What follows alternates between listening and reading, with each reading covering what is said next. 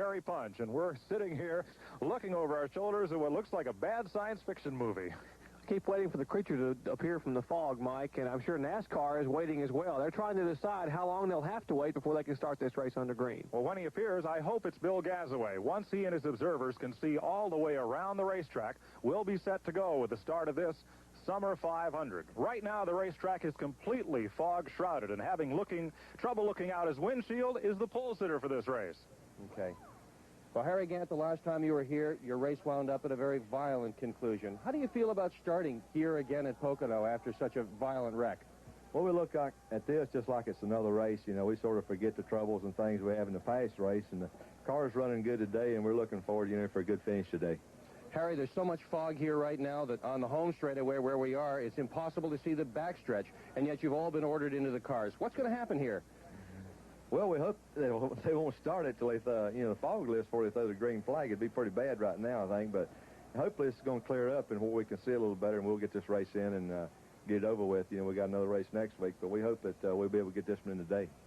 How will the weather affect your setup?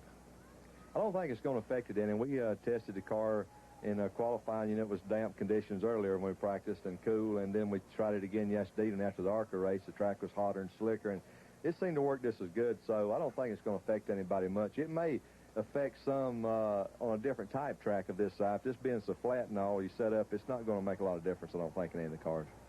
Last time the Winston Cup cars ran here, Harry Gant crashed out. This time, he's on the pole with a new track record. I'm sure Harry would like to get this race started. It's the first Winston Cup pole for this season and the first pole at Pocono since 1979. Well, the picture you're seeing now wouldn't have been possible 15 minutes ago, but yesterday's weather was beautiful. It was a gorgeous day, and a little fog here will not dampen the enthusiasm of these Pocono fans. While they have umbrellas at the ready if need be, let's hope they won't be needed. We'll be right back with the start. NASCAR season, drivers Jeff Bodine and Dale Earnhardt had the hot hand. Earnhardt continues to lead the point standings, but it's a whole new ballgame this second half of the season. It is, Mike. I think Jerry Reed put it best a couple of years ago when he wrote a song saying, when you're hot, you're hot, and Tim Richmond is hot. 2 wins in the last 3 starts, and boy, he is on fire. Richmond and Bill Elliott have scored in the last 2 races. We'll take a look at our starting lineup. You've already met our pole sitter, Harry Gant. Gant speed, 154.39 miles per hour. That's a new track record as he gets around the 2.5-mile tri-oval in less than a minute in his Skull Bandit Chevrolet. On the outside pole, Jeff Bodine from Chemung, New York, the Levi Garrett Chevrolet at 154.355 miles per hour. Row number 2, to the inside, the former Winston Cup champion from Corpus Christi, Texas, Terry Labonte in the Piedmont Airlines Oldsmobile. And Bill Elliott, last year's $1 million bill, the Coors Melling Ford Thunderbird, will start 4th.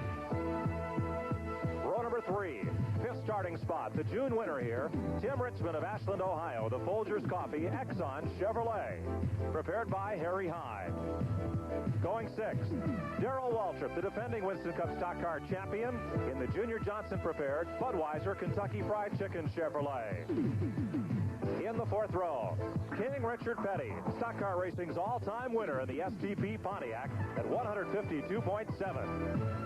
Outside of Petty, starting 8th, Morgan Shepherd of Conover, North Carolina, the Atlanta race winner from March of this year in the Race Hill Farm Buick of Jack Beebe, set up by Jake Elder. In row 5, our SETN commentator on many of these events, Benny Parsons, driving the Copenhagen Oldsmobile of Leo Jackson. Going 10, the Winston Cup point leader, Dale Earnhardt of Kannapolis or Mooresville, North Carolina. He's in the Richard Childress Wrangler GM Goodwrench Chevrolet. In the 6th row, Rusty Wallace in the Aluguard Pontiac of Raymond Beadle, Bobby Allison in the Miller Buick, Ricky Rudd's Motorcraft Ford, and Neil Bonnet's Budweiser Chevrolet in row 7. In the 8th row, the Skoll Chevrolet for Phil Parsons of the Hardee's Ford of Cale Yarborough. Row 9 in the Miller Buick, Bobby Hillen Jr., and in the Crisco Oldsmobile, Buddy Baker. The Quaker State Buick for Joe Ruttman, and the Kodak Oldsmobile for Rick Wilson in row 10. Then it's Dave Marcus and Jim Sauter, the 2 Wisconsin drivers. Row 12 has Kyle Petty's Ford and Bobby Gerhardt, the Pennsylvania driver, in a Chevrolet. Then it's a Chevy for Tommy Ellis of Richmond and Fenton, Missouri's Ken Schrader in a Ford. Row 14, Mike Waltrip in a Pontiac, Alan Kulwicki in a Ford, 2 rookie drivers. Then it's Eddie Bierswell's Ford and Gary Fedewa's Pontiac number 80. Row 16, super modified ace Doug Hevron, an Oldsmobile, and Chet Phillip, the rookie driver, in a Ford. J.D. McDuffie's Pontiac and Buddy Arrington's Ford, 2 veterans in row 17. Modified driver Jerry Cranmer in a Chevrolet alongside Jimmy Means' Pontiac. Then it's modified driver Jack Ely in a Pontiac. Then D.K. Ulrich in a Chevrolet. Jaco Majacobo in an Oldsmobile, and Cliff Hussel bring up the tail end of the field. You're riding with Rusty Wallace in the Raymond Beetle car and our SE Cam, the Special Events Television camera. Earlier, Rusty took us around the racetrack at highway speeds to describe this unique speedway. Right now, we're in the front straightaway of Pocono International Raceway, the very fastest part of the racetrack right through here. It's a very, very wide part of the track. It's where a lot of the drafting gets done. A lot of the cars are passing each other right through here because of the drafting effect, when they can slingshot out past each other. Right now, everybody's going to try to be getting back in line, get everything gathered up. We're staying way out against the wall right here because we're trying to make a late turn to keep the speed of the car built up. Everybody pretty well needs to be single file by the time they get into this corner, although there is a lot of cars that run side by side, but the fastest way is single file through here. Keep the car on the bottom of the racetrack, real tight to the bottom. If it slides out, you're going to lose speed. Right now, we're going to let the car free up just a little bit above the yellow line there. We're going to be going towards the outside of the wall to keep the car real free so it doesn't bog the car down and slow the speed down. Right now, we're accelerating down the back straightaway, probably around 120 miles per hour right through here. We're going to be accelerating up to around 135 miles per hour by the time we reach the other end here. Everybody's looking at the very bottom of the racetrack right now, trying to get everything gathered up and their minds collected about how they're going to make this corner. This is a very fast part of the corner. It's called the tunnel turn. It's the most treacherous part of the Pocono International Raceway. Very rough down here at the bottom. The car's aiming towards the bottom. Got to keep the left front wheel right on the bottom of the racetrack here to keep it low as you possibly can. Now we're going to let the car drift out against the wall. We've got to keep the car very free because if we keep it in the bind, it's going to slow the speed down. We're at about 130 miles an hour right now. We're going to be accelerating down to the end of the corner, where after braking, we'll be on the brakes real hard down to about 100 miles per hour. This is a very high-speed corner, not as high speed as the front straightaway, but a very treacherous corner because it's very flat. This is where the banking falls out from underneath you. You've got to take the left front wheel, keep it on the very bottom of the racetrack to keep the adhesion the very best as possible. And make a short part out of the racetrack by doing that also. Now we'll be driving the car to the very outside part of the racetrack. We want to keep the car very free right through here because if we bind it up, it's going to cause an RPM loss and a speed loss. Now here comes the start-finish line right up ahead of us. This is the part where everybody's worked real hard to get to. Hopefully I'll be number one when I cross this line for the end of the Summer 500. Our thanks to Rusty Wallace, who shot this piece yesterday when the weather was much better. We'll be back. Coming out of turn number 3 in this unique tri-oval speedway, the pace car is about to make the turn on pit road. It'll be a long drag race toward turn number 1 with Earnhardt, or rather Gann and Bodine on the front row.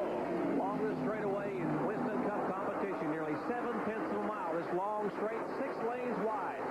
Look at that crowd of race fans. They're a hardy bunch, having waited it out in the fog to see their favorites run. Gant leads Bodine down toward turn number 1, and you can see, well, you can't see turn 3. At the other end of the straightaway, there's still a bit of a fog bank up at that end. But down in 1, it'll be Gant with the lead.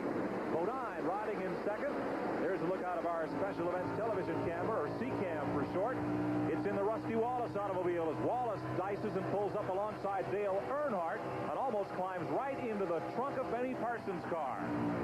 You see Rusty Wallace bobbing and weaving. There's Gant up the front of the pack trying to lead the first lap by, coming across a tunnel turn.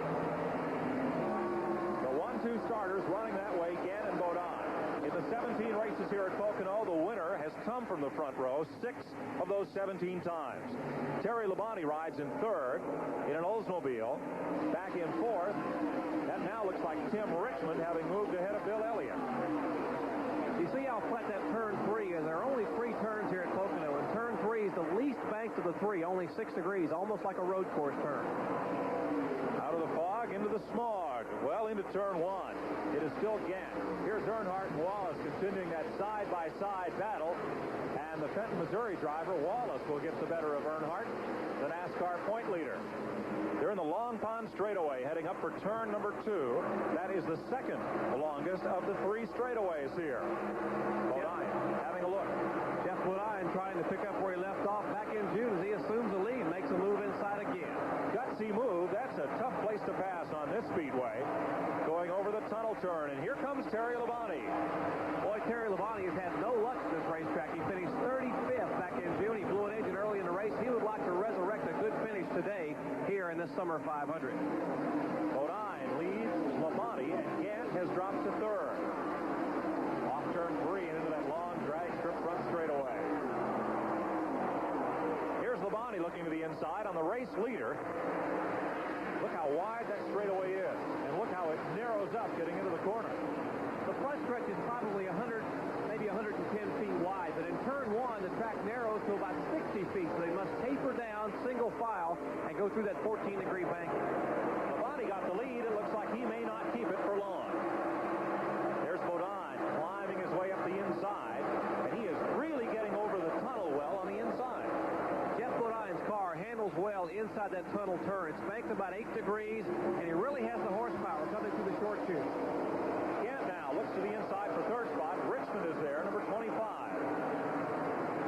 Tim Richmond is not one to sit back and pace himself. He wants to be toward the front, and now he's going to make it a 4-car, maybe look at 6-car with Bill Elliott and Darrell Waltrip making the 6 cars up front, Mike.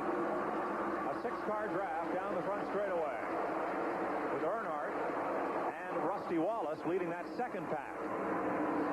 Nobody jumps out of line. There goes Tim Richmond, but not for long. You can see now how in the early laps of this race, the air stirring by the field has lifted the fog even more, and the visibility has improved considerably. So has Bodine's lead. It's about 3 car lengths over Terry Labonte. Chevrolet ahead of the Oldsmobile. There's Bodine, the Chemung, New York native, NASCAR modified star before moving up to the senior circuit of NASCAR and winning the Daytona 500 and the May race at Dover, Delaware this year. Now, Jeff Bodine has won here at Pocono in a modified car, but is yet to win in the Winston Cup Series. He finished 4th both races last year. Those are his best finishes. Although he led over 150 laps, he is yet to go to victory lane here at Pocono. The spring race here won by Tim Richmond, Bodine's stablemate, if you will, at Hendrick Racing, although the 2 teams are housed in separate facilities and run completely separately, but for the engine program. There's a look at Richard Petty on the inside of your screen, that distinctive red and blue car, number 43, that Petty has driven at 200 wins in his NASCAR racing career. Look toward the back of the pack. And now we're back with the leaders. Bodine, Labonte, Gant, and Richmond. These lead cars coming up through the short chute, or actually the Long Pond Straight, is a half-mile straightaway. Then they fade left out of turn 2, the tunnel turn, into a quarter-mile straight, which is the setup for turn 3. They're in that short chute right now, and here goes Gant after second place, Labonte. Gant in 33. There is Richmond in 25 trying to get to the inside to follow him up through.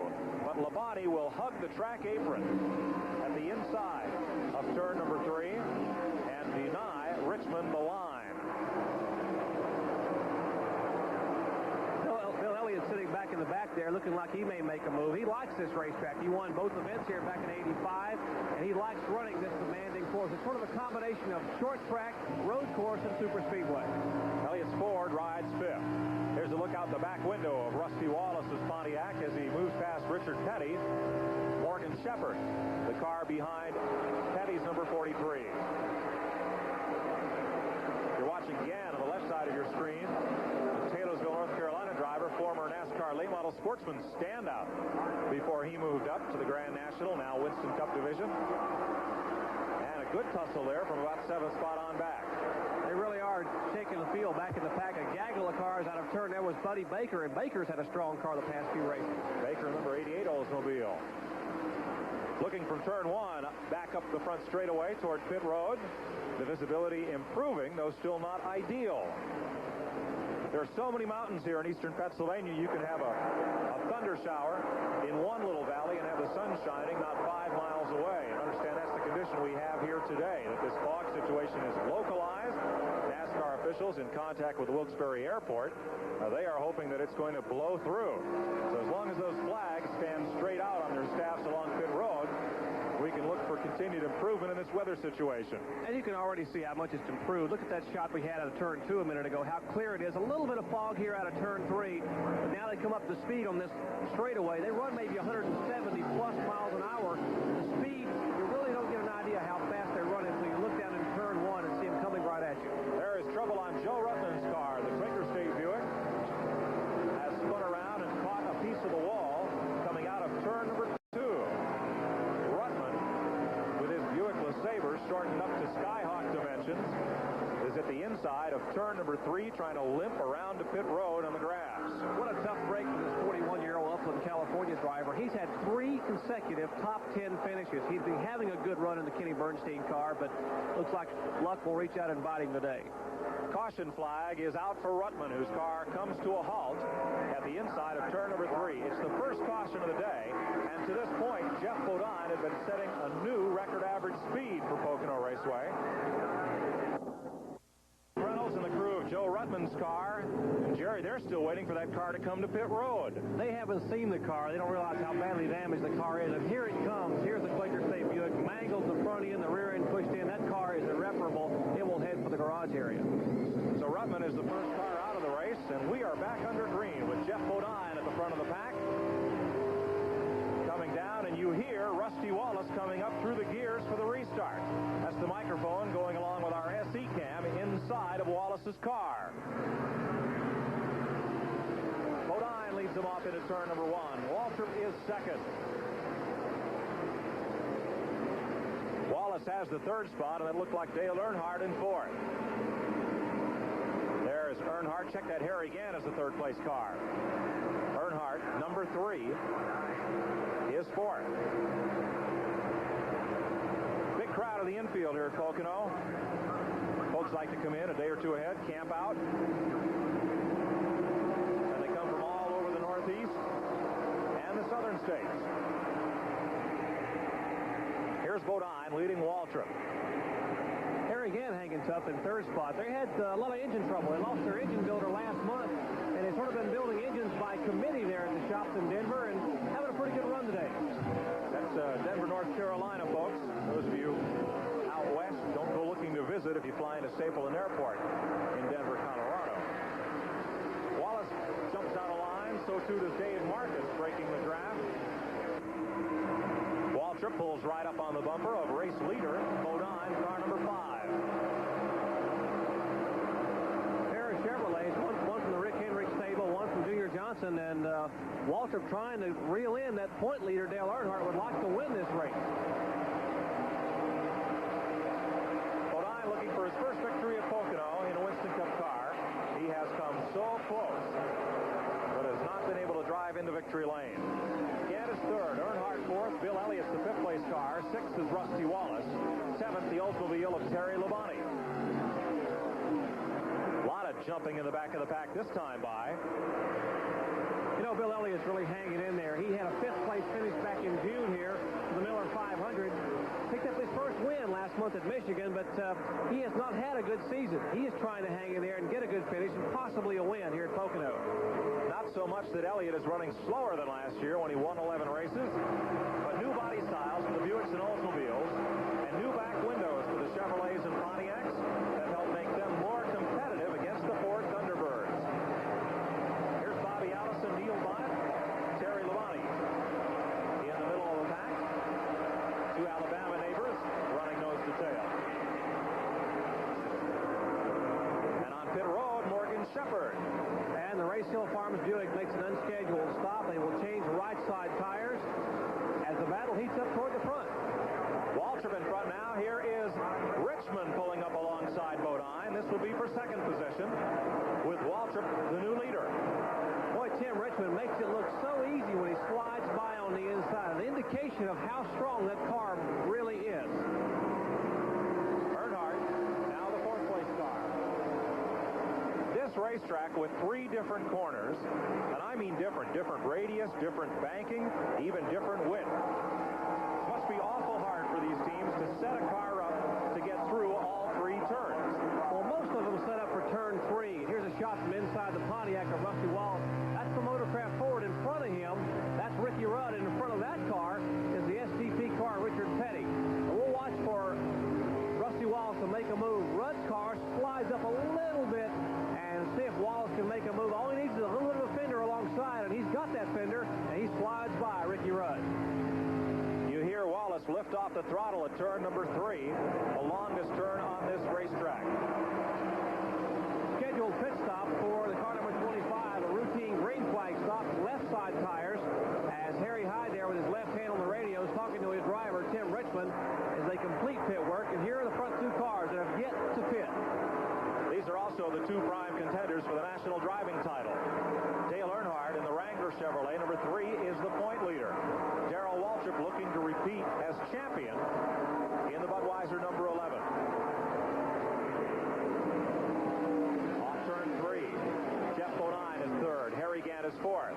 5th is Bill Elliott, and what was the 7th place car, Bobby Allison, is on pit road. And Bobby Hudson and the crew bit of work as now Rusty Wallace exiting the pit. You hear him coming through the gearbox and revving that thing up as he climbs back on the speedway. And that crack on the right side of the windshield now beginning to creep across. Earnhardt's in the pit lane. Here's Richard Childress and Kirk Shelmerdine-led crew, the world champions in the Union 76 pit competition held at Rockingham, North Carolina earlier this year. Let's see what they can do. Changing right side tires on the car number 3 and possibly some sheet metal damage. Here's Dick Berggren on pit road. Finally, here comes Darrell Waltrip in for his pit stop several laps after Tim Richmond took his. And a different tire strategy here in the Waltrip pit than there was in Timmy Richmond's pit. Waltrip taking on outside tires. Richmond took on inside tires. Richmond used brand new tires. Waltrip has a pair of scuffs on the right side. Scuff tires are brand new tires that are run a lap or 2 during practice to get heated up and allowed to cool down so they'll be a little bit harder and last a little bit longer. Look at Harry Gant. They call them scuffs because they look like a kid's shoes after he's been out in the playground. They are scuffed. Bodine, Morgan Shepherd behind Harry Gant. Gant was the pole sitter for this race. He's about to pull up on the back bumper of Cale Yarborough. Shepherd is a lap down after making that unscheduled pit stop early on. That car running awfully well, but Gant now trying to hang on as Cale Yarborough makes a move on the inside of Rusty Wallace. Down the front straightaway, back toward turn number 1, the orange car to the inside is Yarborough. He trails Benny Parsons. Yarborough will take the lead away from Wallace. Parsons is at the head of the pack, but he is just shy of being a lap down. And now Harry Gant sets his sights on Rusty Wallace, second place car, as that Pontiac and Chevrolet will battle it out. Gant would like to win one. He has not won thus far this year. In fact, his last win was almost a year ago, back in September of last year at North Wilkesboro. Wallace scored the first win of his career earlier this season up at Bristol, Tennessee. Looking for number 2. And looking for both of them is Jeff Bodine, who's already won twice this season at Daytona and at Dover, Delaware. Bodine, car number 5. Which way will he go? He could decide this battle by drafting off either Gant or Wallace coming off the number 3 turn. A lot of smoke from one car coming down the straightaway, and that looks to be Bill Elliott. Curtains for that Coors Ford, and you will rarely see the smoke pouring from beneath this car, as Ernie Elliott normally has a reliable engine in the car, but not so today. Their bad luck for 86 continues to plague them as Elliott will park it here at Pocono. Last year, he won $2.8 million in 11 races. He won everything, including the Winston Million. The only thing denied him was the Winston Cup. That went to Waltrip. But this year, just one victory to show in a point race. June at Brooklyn, Michigan. He won the non-point all-star race, the Winston, at Atlanta Raceway earlier. But that'll bring out the caution flag once again for Bill Elliott. And Bill Elliott may not make it back to pit road. It's a long way here on a flat racetrack that goes to the day. The weather's been improving here in the Pocono Mountains of Pennsylvania, but now you can see that the ceiling has lowered again and the fog is starting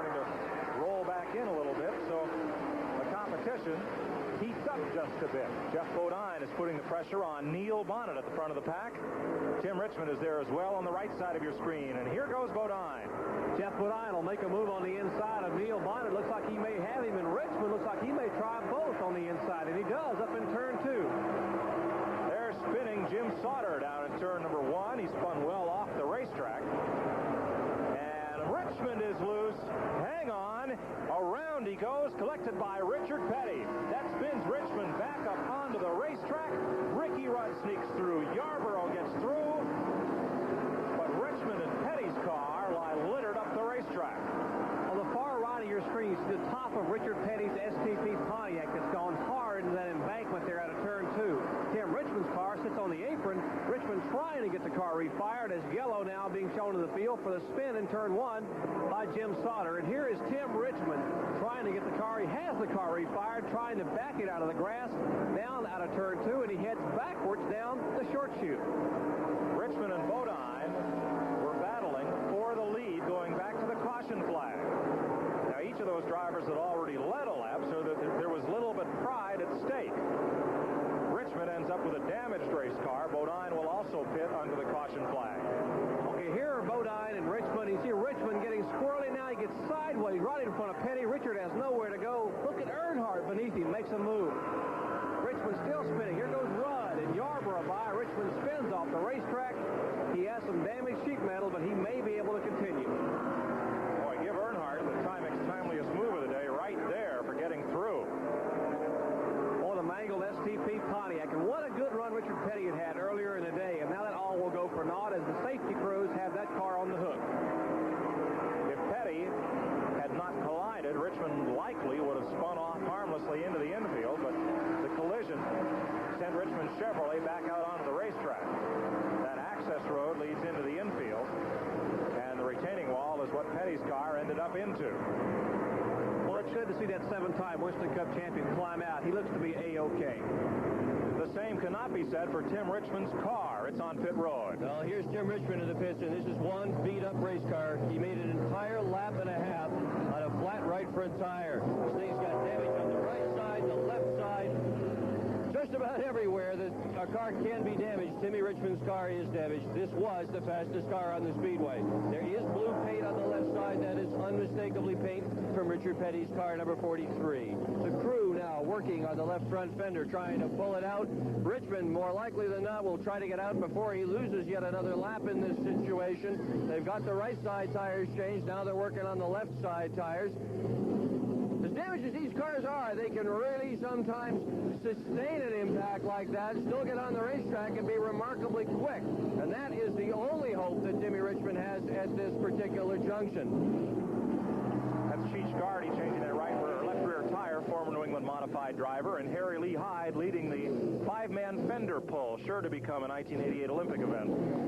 Well, fortunately for Tim Richmond, it looks to be purely cosmetic, but that's not the case for the STP Pontiac. They are trying to tow what's left of that machine back towards the garage area. Richard Petty has not had the best racing season, kind of like Bill Elliott from a year ago. Petty had a banner year in 1984, and here in 1986, things have just not gone his way, but you see the STP flag flying from atop one of the campers in the infield. Petty still has his legion of fans out there. We're back under green after this brief caution period with a wreck coming out of turn number 2, and Jim Sauter's spin down in turn number 1. Diving to the inside on your right, that's Ricky Rudd. Trying to get up alongside Darrell Waltrip, the race leader, and Morgan Shepherd. We've been watching Rudd, and we mentioned earlier the cars seem to be getting stronger and stronger. There's Morgan Shepherd on the inside, and behind Shepherd is Dale Earnhardt, but Rudd's car running awfully well, the Motorcraft Ford. They head up the long pond straightaway for turn number 2. Earnhardt has the 3rd position. Morgan Shepherd is on the inside trying to get one of his laps back. Earnhardt's glued onto his bumper. They head up over the tunnel. Alongside Waltrip, that is Morgan Shepherd, and they'll go into... Oh, Shepherd is loose. Earnhardt tags him, and Shepherd goes into the wall. Benny Parsons spins to the infield, and Shepherd took at least one car with him. Neil Bonnet's car goes up on its left side, along with Bobby Hillen. And quickly, we're back under caution for a grinding incident coming out of turn number 2. 6 cars in all were in it. I believe Harry Gant was the car pinned to the outside retaining wall. Behind behind Shepard.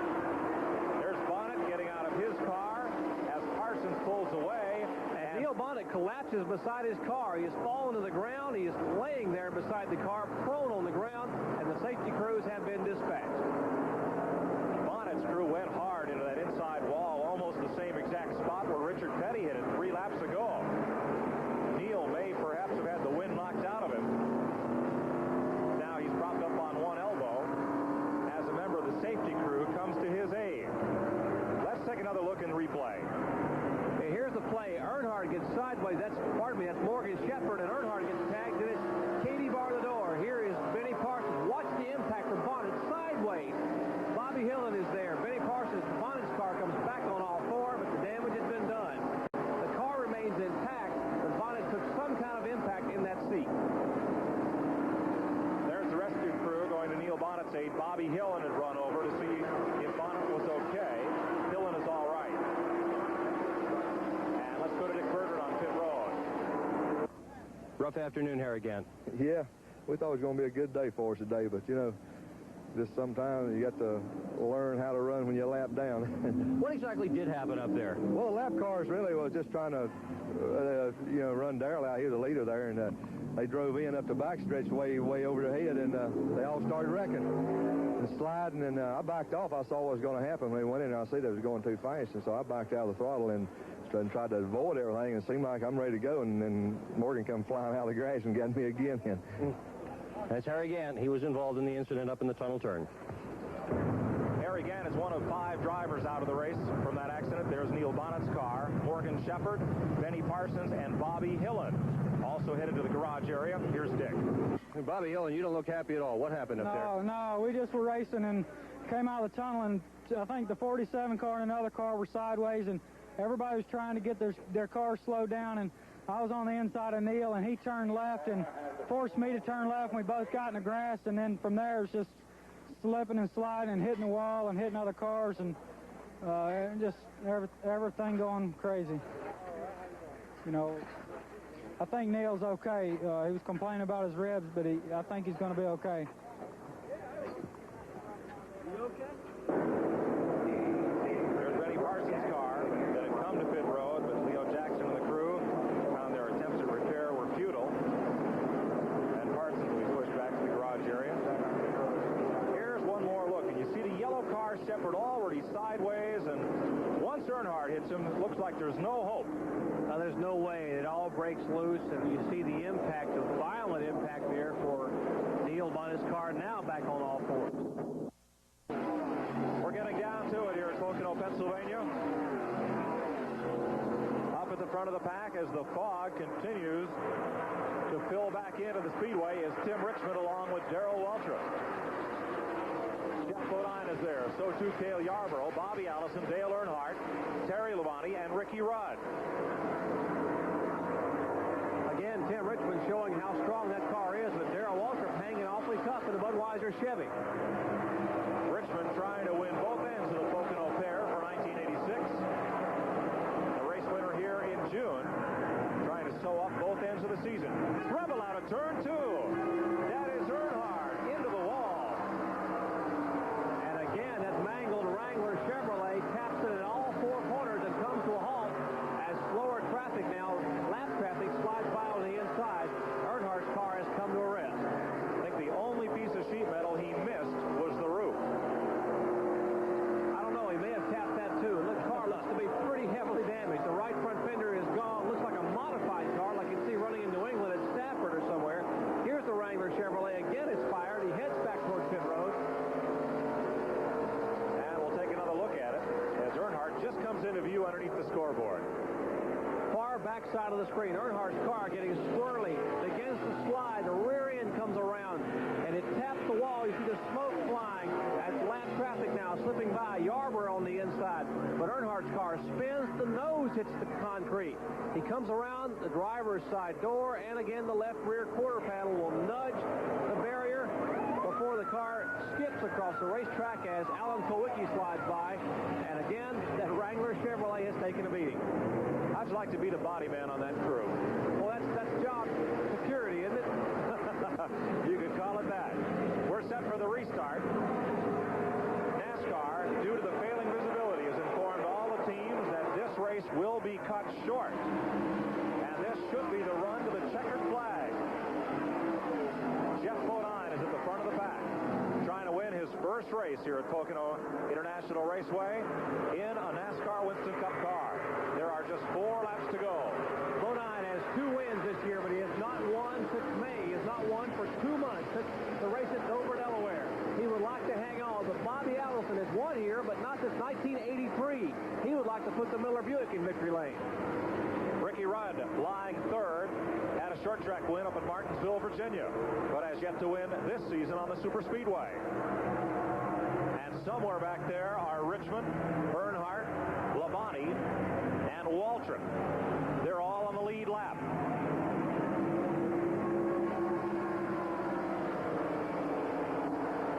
Seven cars to shoot it out. Jeff Bodine now begins to stretch the lead a little bit by 4 or 5 car lengths over that second-place car of Allison. It'll be a 3-lap trophy day. Way to the inside goes Richmond, but he's not going to be able to get beneath Ricky Rudd. He will have to draft alongside, or rather behind Rudd, alongside Bobby Allison. This is for second spot. In turn number 1, Rudd moves underneath Allison. Richmond will do likewise, and that will kick Allison back to 4th place. And here's the move for Tim Richmond. Richmond pulling alongside the Motorcraft Ford of Ricky Rudd. The battle is up the Long Pond straightaway. Richmond will take second spot from Rudd, and now he will set his sights on his Hendrick teammate, Jeff Bodine. Darrell Waltrip has moved past Bobby Allison, so Waltrip is the new 4th place car. Earnhardt is out of the picture. The aerodynamics on that car, well, there aren't any left, and he has dropped to the 7th spot. Labonte is 6th, not quite close enough to be a factor. Here's 3rd, 4th, and 5th. Rudd, Waltrip, and Allison running just behind the race leader. There's Labonte. His car's been scraped up and mangled a bit. Watch Richmond use the draft, and we see 2 laps to go. Richmond now closing the margin. It was 7 car lengths. Now it's 2 car lengths. Now Richmond makes a move in turn 1. And slam goes the door as Bodine comes right down to the bottom of the racetrack. These 2 may settle it among themselves. Rudd, Waltrip, and Allison battling for 3rd. Labonte and Earnhardt fighting for 6th spot. Hard to know which race to watch here. Boy, Jeff Bodine has to be holding his breath, realizing how much ground Richmond was able to close on that single lap down the front straightaway. He must realize he has to use up the entire racetrack as Richmond now makes a move to the outside, but Bodine holds him off. Jeff Bodine has been strong coming off turn number 3. Richmond's superiority today has been up at the tunnel turn number 2. You can't get any lower on the racetrack than Bodine is coming off turn number 3. Rudd still 3rd, Waltrip 4th, Allison 5th. Battle for the lead. Tim Richmond makes a move as the white flag is being unfurled by Harold Kinder. Richmond on the inside, headed for turn 1. Bodine is high, and it'll be Tim Richmond down in turn 1 by half a car length. Richmond had the horsepower coming down the straightaway, and he gets a little bit loose down in turn number 1. Bodine looks to the outside. Nothing there, and that side-by-side racing has allowed Rudd, Waltrip, and Allison to close up a bit on the 2 leaders. They're headed for the tunnel turn. Jeff Bodine says it's not over until it's over. I've got another shot up in turn 3, so Bodine getting ready to make his move. He wants to pull the trigger, but Richmond has the advantage. 1.2 miles of racing left to go. Here's Bodine to the inside. Jeff Bodine takes it away in the short chute. The lead has already changed hands twice on this last lap. Bodine to the inside. Richmond is up alongside. If they come off the turn dead even, it'll be the drag race down the straightaway. Here's Ricky Rudd. Rudd drafts off Bodine and jumps to the inside. They leave Bodine in their wake, and it's Richmond and Rudd across the finish in a virtual dead heat. I couldn't call it. I couldn't either. I tell you, what a run by Ricky Rudd. Where did he come from? I think as Bodine and Richmond were side by side down the short chute, they broke a big enough hole in the wind that Rudd was able to draft right up behind them. Let's take a look at it again. Here's the battle down out of turn 2 in the short chute. Richmond is high, Bodine on the inside. Both cars slipping and sliding. As they run side by side, the battle you don't see, there it is. There is Rudd coming out of turn 3. Now they're slipping and sliding, and Rudd moves them to the inside. Hard on the throttle. They come for the line, and checkered flag. I tell you, here they are. I don't know who won it. Rudd's move looked like Ron Bouchard winning Talladega in 1981. It was that close. And neither Richmond or Rudd can decide who won it. There's a photo finish camera that shoots off film at several hundred feet per second. That's now on its way to be developed. But the NASCAR officials in the control tower have indicated that Tim Richmond is to be sent to Victory Lane as the unofficial winner, pending a review of the photo finish camera. Pocono Speedway General Manager Joe Mattioli is here with us, and I know you've really got to be thrilled for Richmond today. We sure are. He started his Winston Cup career here at Pocono, and with this kind of a finish, I think we've proven that Pocono is one of the most competitive tracks on the circuit. And I'm going to tell my people to start accepting ticket orders for next year tomorrow. Although this race was shortened by 50 laps, the fans were not shortchanged in any way. They got to see some great racing and a tremendous finish. It's far from the first photo finish in NASCAR racing.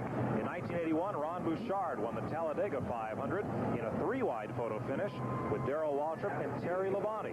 Richard Petty's 200th NASCAR victory came in a photo finish at Daytona against Cale Yarborough. They were racing to the caution, though not the checkered flag. And earlier this year, a photo at Rockingham, North Carolina that, to this point, was one of the closest in NASCAR history. But this one may be closer yet. And right now, the only fellow we know for sure belongs in Victory Lane is our Dick Berggren. There he is now with Tim Richmond, unofficially the race winner. Timmy, tell us about the last lap. Well, it was a barn burner, I'll tell you. I just came out on the lucky end of the stick.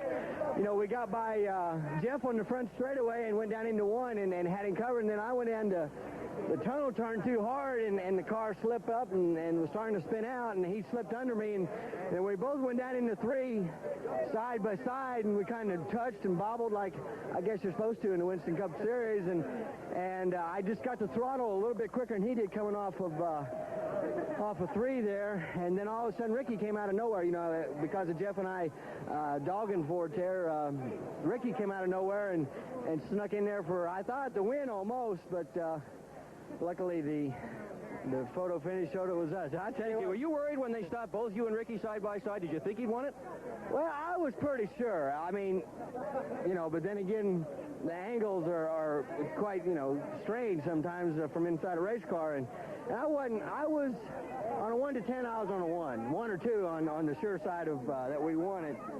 Ricky and I really didn't know, though. We went down in turn 1 and we kind of looked at it like, did you win or did I win? And he did the same thing. And I tell you what, that's fun winning them like that. That's a NASCAR finish. Well, it's sure fun watching them like that. Richmond the winner. Ricky Rudd finishes 2nd. Jeff Bodine is 3rd. Darrell Waltrip is 4th.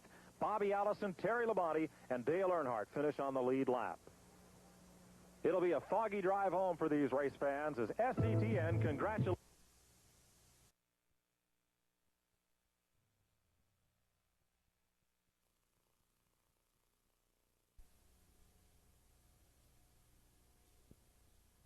They call it the worst in memory.